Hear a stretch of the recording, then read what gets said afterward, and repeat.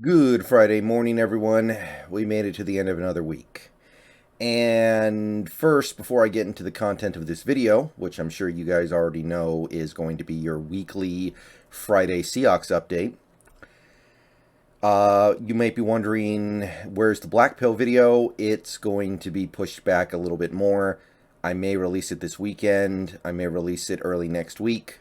I'm not 100% sure. I still haven't put it all together in terms of what I want to talk about, what I want to go over in that video. It's difficult to figure out exactly what I want to say in that video because a lot of this ground I've covered has been covered in the previous pill videos, and that's becoming an important video. Honestly, before that Packers game, I was almost looking at the Black Pill video as a throwaway video because I didn't think anybody seriously chose it and I didn't think it was a real option. But after that Packers game, I think we have to be a little more cognizant of the possibility that things do go that way, where Wilson leaves and Carroll and Schneider and et cetera, et cetera, et cetera all stay. So that video will be released maybe this weekend, but more likely early next week. So a little bit of a delay. I think you guys will appreciate it for having spent more time in the oven. All right, so with that out of the way, we're going to jump into talking about the pass rush. How was it against the Packers? I've had a lot of positive things to say about the defense this week, but this video is not going to be fun. Well, I say that, but does it matter? Does it matter if the pass rush is terrible as long as the defense plays great overall? I'm inclined to believe that it does. If you got a sick pass rush on Rodgers on top of everything else that was going well, maybe you force like 3 or 4 turnovers. Maybe that one turnover turns into at least 3. Maybe you win the game then. Maybe you get a defensive touchdown. Maybe you set the offense up in scoring range with one of those turnovers. Maybe it flips the game. I don't know. But to me, as good as the defense did play, this needs to be discussed because this is awful. I'm going to spoil it for you guys right now. The pass rush against the Packers was unbelievably bad. And quite frankly, it is a miracle and something that maybe needs to be talked about more that the defense played so good despite that.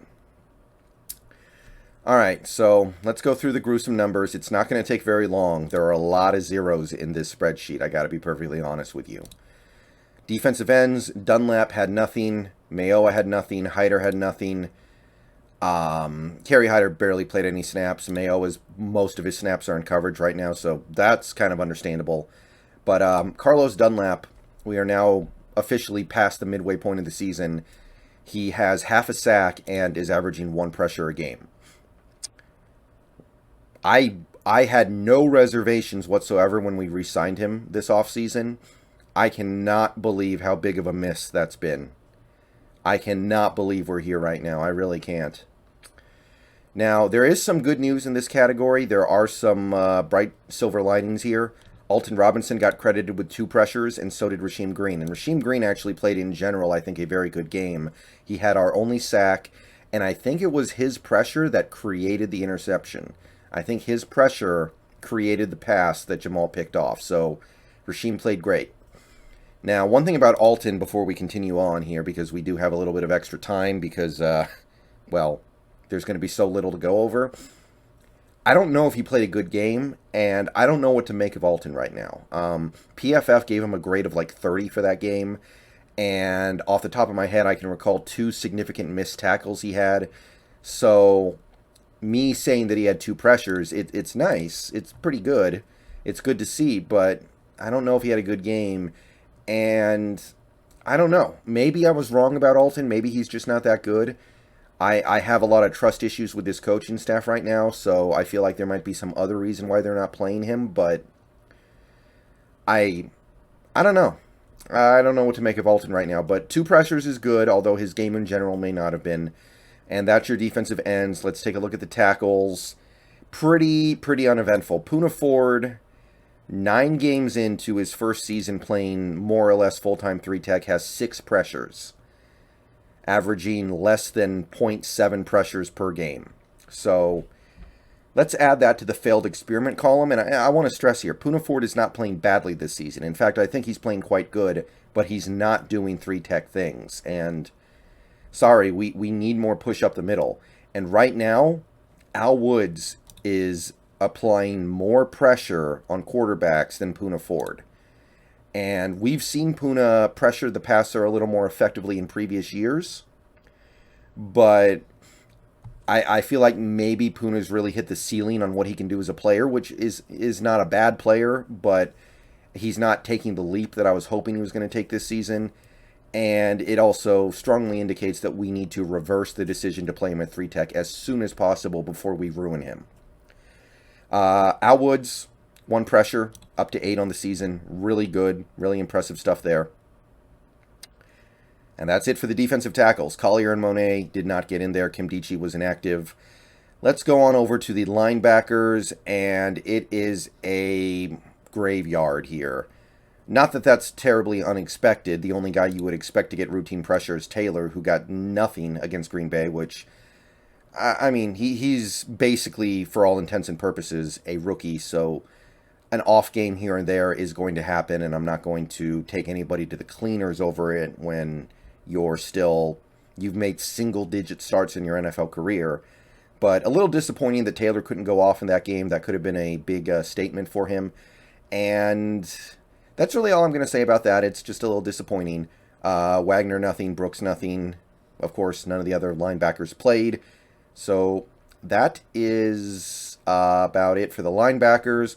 Cornerback, it's dry. 0s across the board. And I'm not surprised that we stopped blitzing corners because we were playing against Aaron Rodgers instead of Trevor Lawrence.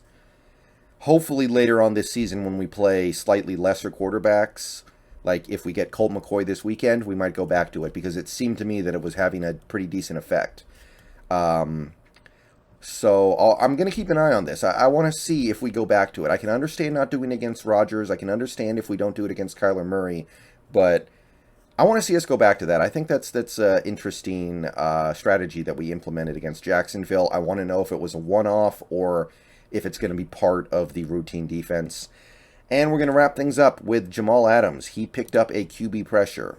And I think we remember this one pretty well. Immediate pressure on Rodgers. He had to throw it away immediately. So that was nice.